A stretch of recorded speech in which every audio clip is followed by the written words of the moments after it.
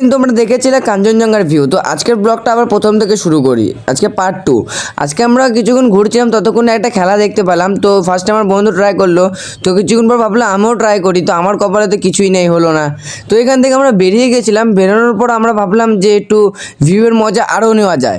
তো আর জন্য আমরা চলে গেছিলাম যে টপে। তারপরে দেখো কাঞ্চনজঙ্ঘাটা কত ভালো লাগছিলো। তো ওখান থেকে আমি বেরিয়ে গেছিলাম, ভেবেছিলাম যে একটা দোকানে যাব, কিছু জিনিস কিনবো। তো কাকু বললো তোর অকাতের কিছু নেই। তখন কাকু বললো একটাই জিনিস আছে নে। তখন আমি ওখান থেকে একটা ব্রেসলেট কিনলাম, কিনে আমি চলে যাচ্ছিলাম নিচে।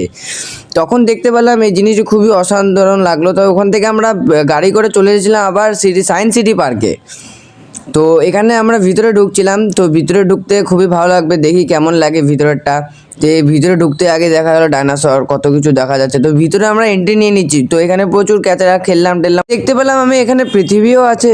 তো এগুলা বাদ দিয়ে আমি চলে যাচ্ছিলাম উপরে, পাহাড়ের ভিউ আরও মজা সুন্দর নিতে। তো এখান থেকে ভিউটু নেওয়া আমার অনেক হয়ে গেছে, তার জন্য আমি এখান থেকে চলে যাচ্ছিলাম এখন বাসে ওঠার জন্য।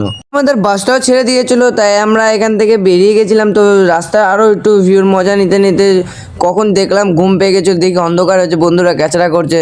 তো একটু মজা করতে করতে সবাই মিলে চলে যাচ্ছিলাম। তারপরে কিছুক্ষণ পর বাসই ফাঁকা। তো এখানে ব্লগটা শেষ করি, তোমরা যেতে যেতে লাইক কমেন্ট